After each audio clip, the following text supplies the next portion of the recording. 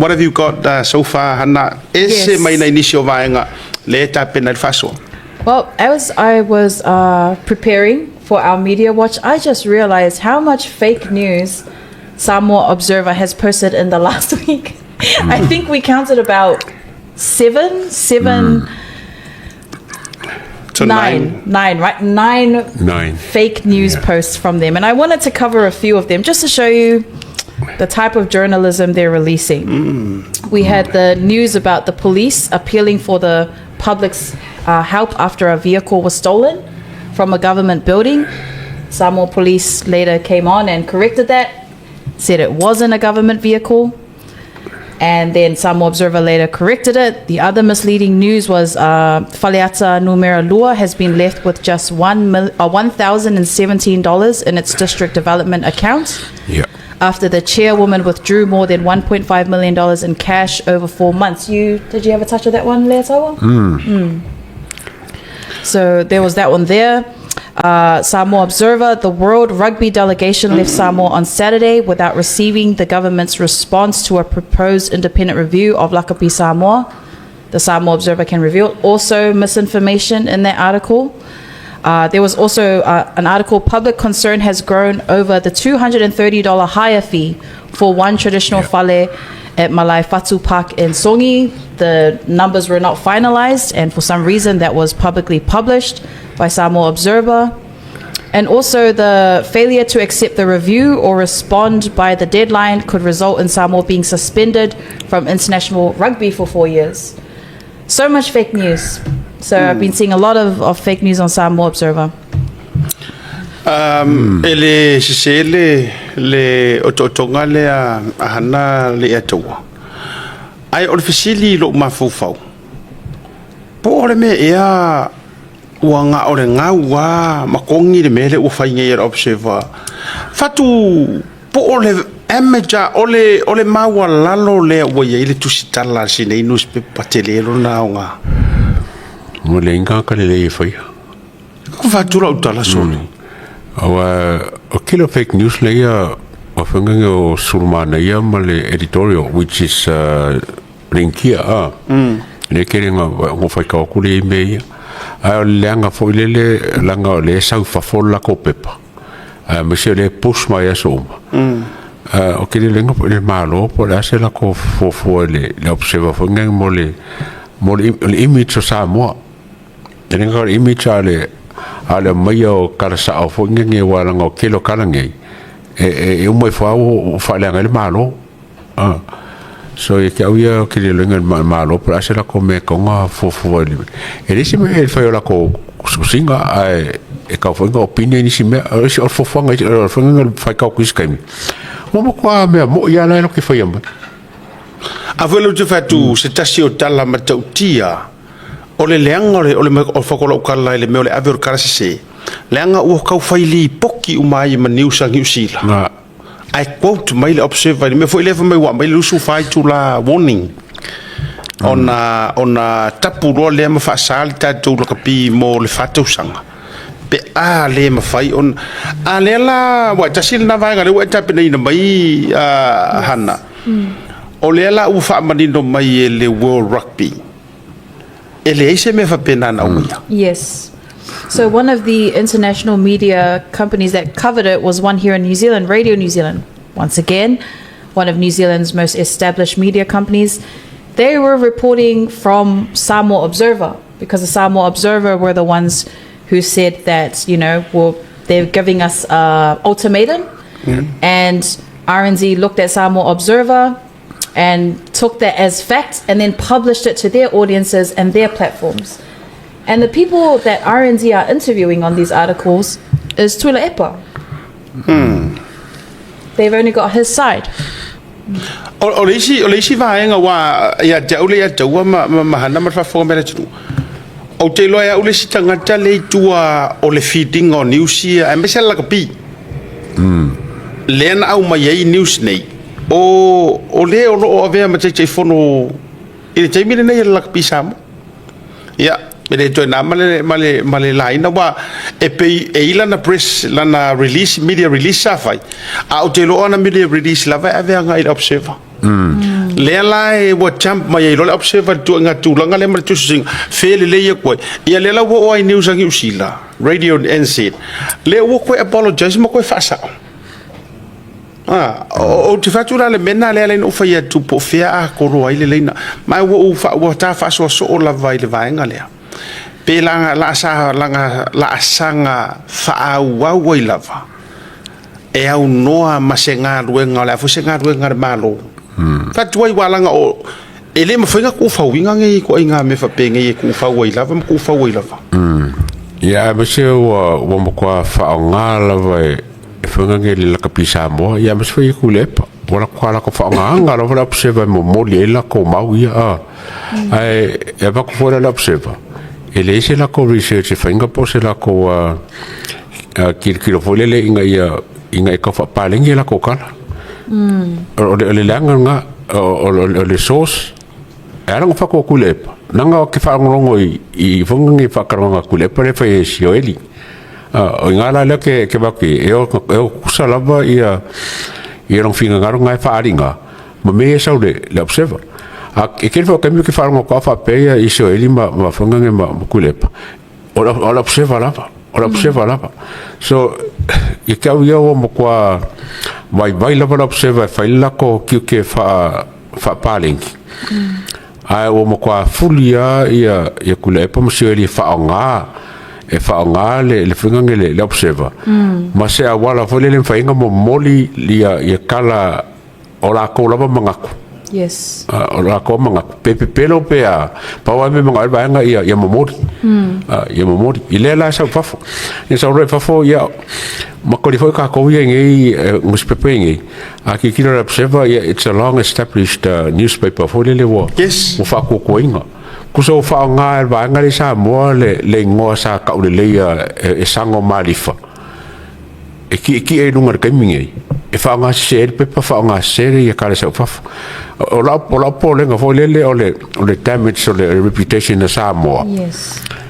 I ko inga kuskala fa pe mana tu o lewa ta fili sau noa le au kuskala ma le edita ma pulenga le woi wa ta fili sau noa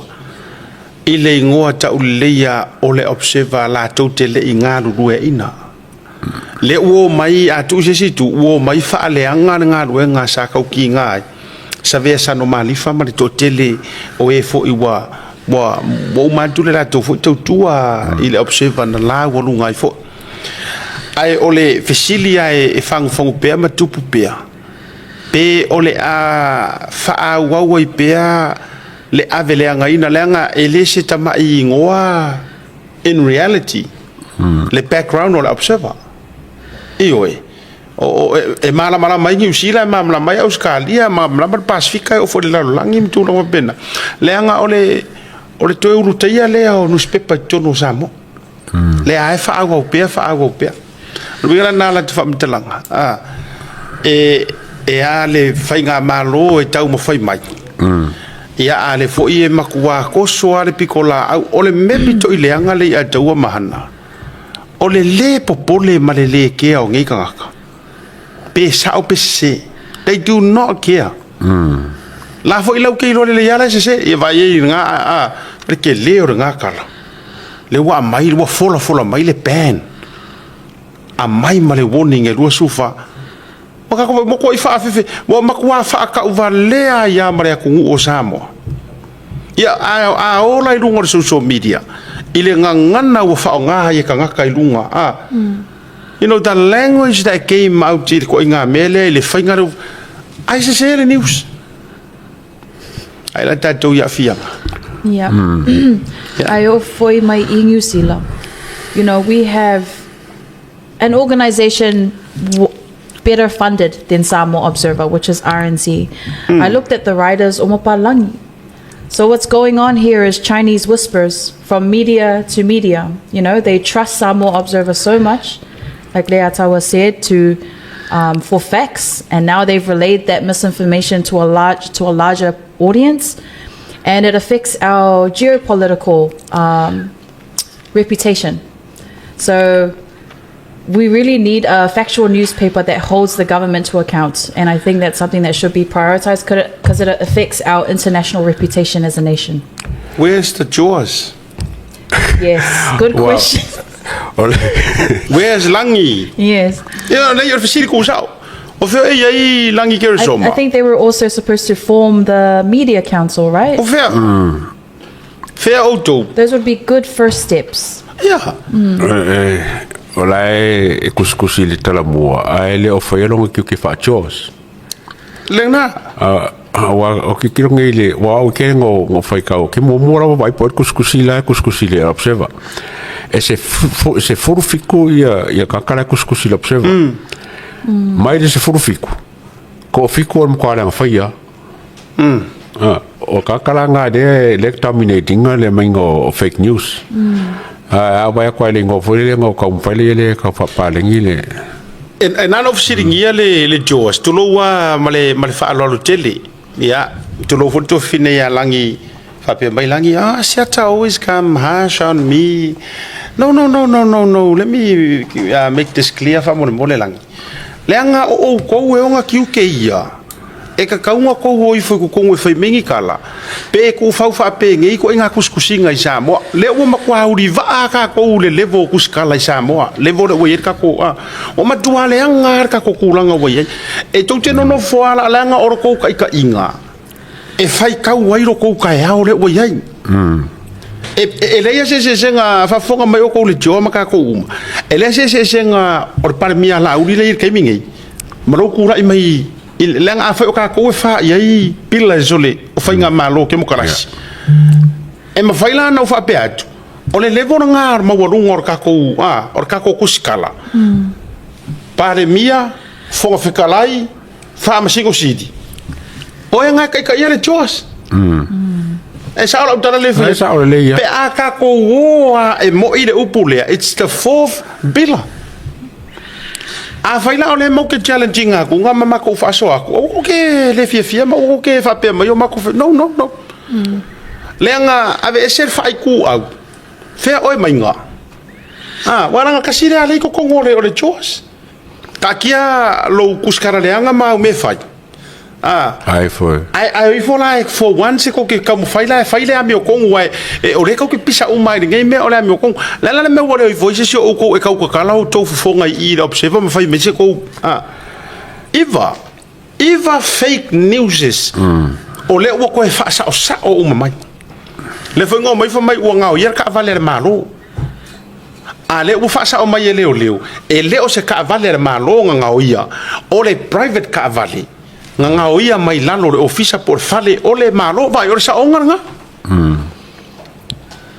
ai la sanga ku fa wa ife la nga fa maru ko ilang ke so ma mau to yo ko suaf ya o ya la suaf aka yo ke le lo wa nga e ma ko le for observe pe la le con sa that's another problem for la ko fa wa yo ai ole ya ole wingo le kala fo le kaunga ya ia le abango en fai o nga mai fa kasi la ko nga lo fa kasi ole la ngor me ko ki kia fa lima ia ai fai kaunga observa ko kia ko fa lima le ari ko le me la vai kasi sa ko luas ai foka ngo mata la mo mar Globo News le lua so ka ngo pasi ke lo me so ke ro para ko me la kuskusi foi le wa kaunga e kaunga ko anga me la ko kuskusi inga ka fa pale ngi me e fake mai ele observa ole si va enga ai me se foi la le matanga luenga mar mingis who is the Minister of Telecommunications soon we'll find out po ile tato Minister of Telecommunications ava yo na wa mai foi lunga le fa sa o mai e tanga ruenga leo o le mele yei Pepelo mai la observa me mai kanga ruenga leo fa sa Pepelo mai la observa me mai le government fa sa Pepelo mai la observa sa se mingiska post mai lunga fa sa pe a faingi issue foi ngai pertaining ingi mingiska mangi matulanga fa pena o tos ai la tu fa wailava maku fa wailava la foi le na ya ja o tele o mai lo por me foi o ano tele le fainga malo in te mine nei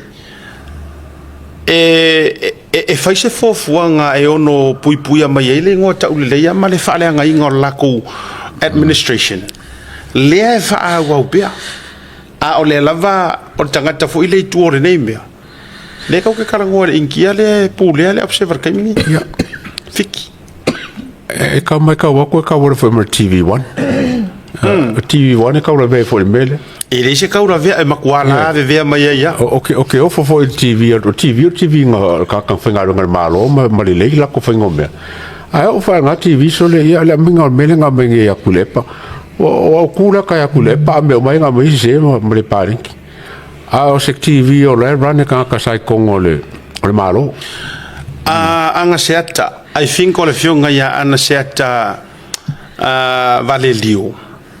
le mai ana I think o ana numero e fia fo ia anga ia wa ana seata le ve meno fo ali ima I think o mingi ska ko na telecommunications na yo e va tu fa ala o tele fa fsilia tu lo fionga le minister o fe sota inga fa sala longa ma sota inga telecommunications na fa mana tuatu e o yai ni tu la fono ma ni fenga fa vai e lima tai nai la tu langa ye tonu walanga sila bailo fionga mingiska marka ko pulenga ole o fa sala longa isa more ato o le ma ko ngau mama ya suyo le HRPP e avaku ya ut mat pokala me tatou Samoa o nga lai feika lai maua kuai le makua expose ko ya la ko mea pio ma me ya lo te fai o lai feika le me le fai ku i o nga ka ma fai wa o me moni ali atu anga o kuila e pale le malo kai mi ngei wa le vanga malanga mai ngi si lai fai nga kala ngoanga ngei ma pale mi ngei se isu e ya se va lai va ku ka ko Samoa mo le va a o me le tate vai tu ga ia po la aku fawe e ka ule o mingoi me faska ko mingiska de sembea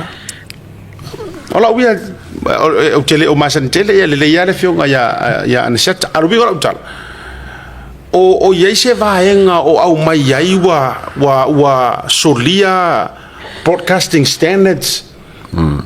matulanga o Samoa ai e yese vaenga e ongo kakau ai onga se ile lai senge o le ko inga newspaper ele ai ma se afa inga ele foi se nga o le ke leo longa history ai mai ka kai muri mai fale anga le history a ko newspaper ali eto so ya jaula ya I don't know po le ase sila ale malo vanga le anai te fa popo to ele no sono ile temina a fio mera fio ngal pan mi nei New Zealand ina ngasi singa sa matua I fai la vol newspaper le sa observer ya an to etani la vol ma lo fa sa onga la tele o fa metala se ole it's gone on for more than a month now every week we get a missy se fa metala se I say fai for se correction so what's the solution what's the government solution ile ko inga mele ole a fa ya si so ka no ver si so lunga observer lunga government fa correction observer fake government correction vai what's the solution le ko inga me I mean for a long time the media in Samoa has not had a lot of investment into the infrastructures like a media council, broadcasting standards authority. I don't know if those things exist, but the only solution would be for different ministers or the Prime Minister to take Samoa Observer to court. And then I guess he'd have to ask himself if it's worth the time and the money. And then Samoa Observer would just have to pay, but I don't think it'll essentially stop them from actually reporting on news. So there has to be systems formed and rules and regulations formed by the government to ensure that media maintains its balance and the types of stories that they're releasing. But that is a huge investment. Our jaws aren't even willing to put in the work to form those things. So there needs to be a lot of money poured into this. But if that's a priority for Samoa, there's another question, I guess. But yes. O vaenga langa le atua o te mana o i tatou whaasoa e le ngaka e angoa ai ia kako vange ala po le ase fofo le ko inga mea le anga o le fea ma le sa o lai puru ngau mai le HRPP ma e sai le government mua e ka koso ko ka ko mai ser program ngi o nga expose mai la ko fa lilo fai a o lea e ka ko ki fai akua ma le mafau o lea ua iai le government e lau ki fai le ame o kong ma pura stop i fai ngai ai au vai atu nei foi le atua ele ai ma se taimi o vai atunga wai power me le fa ku ngai fa tai finga lohana ai penga o nga ansa mai ya o the government anga i meia are you going to sue them that's my question are you putting up a legal battle or a legal stop or mo ke le fa ku abuse po le power no a fai ora ngau le ngau mai ku la e pali mongi fongo ko ia matou le fai vai le fai kangi el vai ngale o lai fai la ko kangi lo la ko foi ngau ma la ko su e mai la ko wa mi kong ai a fai la le se me o fai anga i observa mara ko kuskusi ten le ya to e lo la po sa o kuskusi ngala observa okay nga wale si me fa ia ka ko pepa e fa fo e se ro se me al ba ve nga fa ko es yes e fa ko es me ama sa ba ve ale fa sa onga il a so oi por first time e fa nga se me a ora observa e o mo fa sa al maro fa ko ka ele fa ko es ele fa ko es fa sa ai kami mai ku pe fo le se me ka o me nga ko fa o me fo le ki ro ya ui wala nga o le nga fa ngi ele so nga mai ka ko fa nga maro fa mai la lo ba ngol o sabat o le foi e TV ka ko malo ma ka ko le kio e lo le ling fight o wa anga le ling fight ba nga o la ko nga fa fe ngai ma fo nga nge male ma la observa misi a ko le sabari o ma ko e sabari e se sabari vo le mo sa nge ka ko a le nga ka fo le si sabari vo le pa un spepa o le ka ko TV o le ka ko le kio o lai o mal malo ia le power and pay nga counter le funga le ia le observer ai o fanga a foi lo te fai tu ele ai male ai lava se me ka o se ia ka ka ku songa sa o loko ma songa ku fau ia lo tu la fono la we ta tu Samoa ele ai foi la se ngusi pepa po se media e o aku establish Samoa mara sengi Samoa li atua e pour le ala ko le fai ngola ko kuskusinga ka fa le anga le fai nga malo e au ngoa ma se malo si anga le malo e fa mu kai o ye se me o fa fe ai al seria de seri tu sawa o ye se me o ka fa fe ai le malo il observe al seria nga o ia ini mea e fa fe ia fuai ngar fa mangingo ai ele i fua se kap e awa anga wa palasi e se ko inga fa foi lele su sa wa atikoria kuskusi me mas se Another way they could potentially decrease misinformation and fake news from the observer is to have it through laws and policies, create policies and laws that minimizes the risk of fake news spreading. But then doing that as a country could also be bad geopolitically. People could see Samoa as censoring news and they would say, oh, they're trying to silence their people, which is the narrative Samoa Observer has gone on about for a long time. But I guess that would be another way. More investment, more money. Umi le tatu o se taimi o se airtime le lei e le fo mo le observer ai o le tau va ai po le ale tūlanga o to ye fatu fala inga le tau ale malo e le fatu iva fake newses o ngai va yaso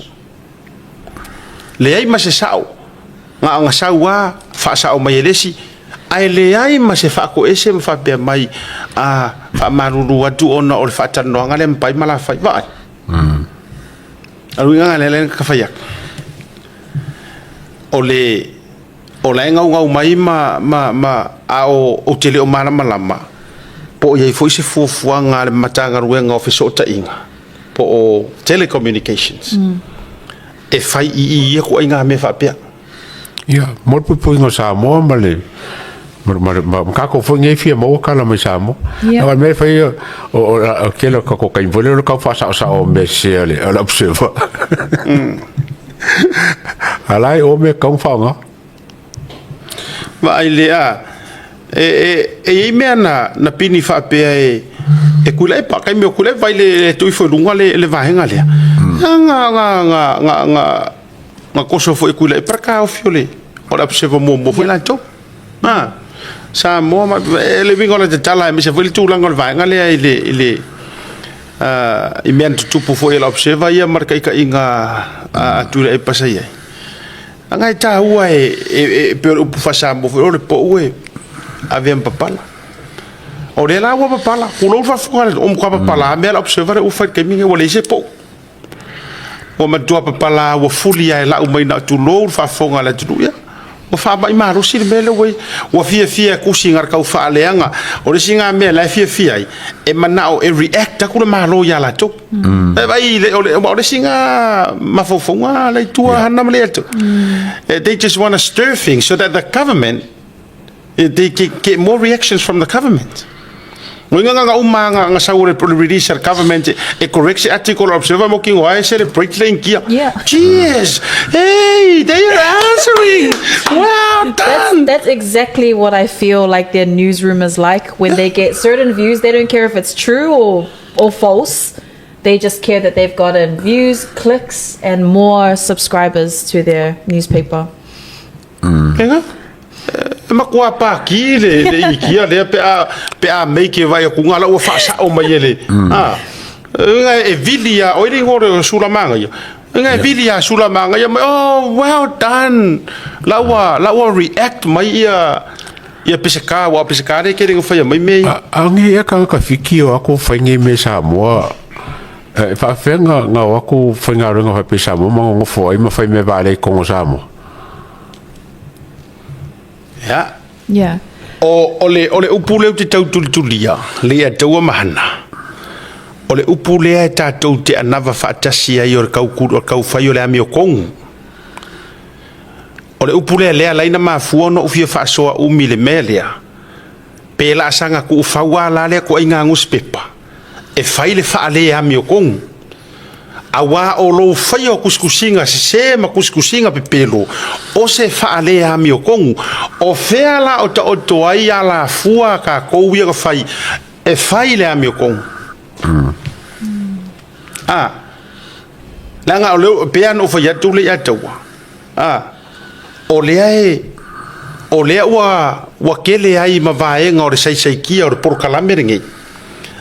ai o ke fai ele ai ma se fa ko inga o kanga kala i ko kongu o ise sa ilinga o se ame o kongu longo winga la se ka ko wa mi walanga o le wo va ia ko skala mai Samoa le eto ele fa pe o ila ko foi ngo va ia ko nga peisa lango le fast o le wo ko va ia ko nga o esele me o ia ia fa ngo kuskusinga i Samoa o yese me o la ko lo ka ko kele o lo of silinga o yese mea o iloa e kuskala ngei according to the government e ka koukele o iloa ya o la fanga le sime foi le power le observer e trauma ia kelo information mai ko ka kala ko ka ngal malo e sawai le mene a fai la con fake news ai fai mai le press release pe press release e kali e mesele l'observer ai e ke ola ko ia la mere le fa ngar ka ko pepa fa ngar ka ko kiwi fa ngar ia ka ko nge e ba ko ko ngal ka pule inga ia paleng ese le angal mele ka ke fa ka se me o ka le ka ko pa me fa e ka ma e fa o la mengo se ka o se o pule le fa ko inga o le se fa ko inga o le se fa ko ko ngole o observer Ai tu ale fai ka kilo ku ba ngale tala mua mar sa mo klopo wa e si dia ku ma nga yo o la kuskusinga al fa o la ve ka ilu aso foka o so mo se me o le vanga foi fa fu mai la observer Yes, so Ole Observer heaps, but no quality. Tala more slow, but pretty good, decent articles. And yes, the Samoa Observer always talk about being the fourth pillar of democracy and having the executive power to hold the government to account. But who holds the media account? That's the fourth pillar. Who holds the media account when they act out of line? Yeah. Hold the media. You're the one. Melanga le ke fa koi ku sa wai lai ho de mai fasidi. Wai o fa ka ko le fo fa bila. Ya ka ku sela. Oi lai he la counter polling ya ka ko nga mengi. And that's too much power. Yeah, lang o wala sa council. Mangko nga. Yeah. O fela le council There's no media council. Media There's council nothing. Yeah. Ai officiri o ikupe ko ko nge media council. Mana tu me o mai nga officiri, aru mai nga officiri ai o. Ia fa mai ia tali mai pa le nga kai mina ngore ko ke mamla ma umai kadi nga umai mtu la fa pena. Ka fiolai.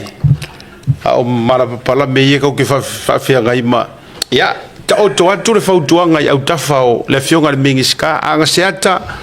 a fai o sa o mingiska le mau ke tu ala lo tu ya ma to wa fetu ko silange langa o le pisira fionga par mi ele o me umbae kuno ma ele tali to nunga o le o fa to ina lava to fionga i minista awale matanga fa yo ima matanga wenga tanga tala va ye wai o me umba fa pe o sa mo par mi le wa la le upu dedications dedicate le o dedicate maka faioi ma faia ma ya sa e tu inatu e to te fa te tinga ai foi ko la le fionga mi ska fa mi fa pa o me ka ko maka nga le mi fa pa o me po le ase ko nga la nga o foi tanga tel tu ep eu vou cair com ep ka ke ve ko foi ele nga o ka yo o tanga tau maior ki vi kasi o ka uma ngi HRPP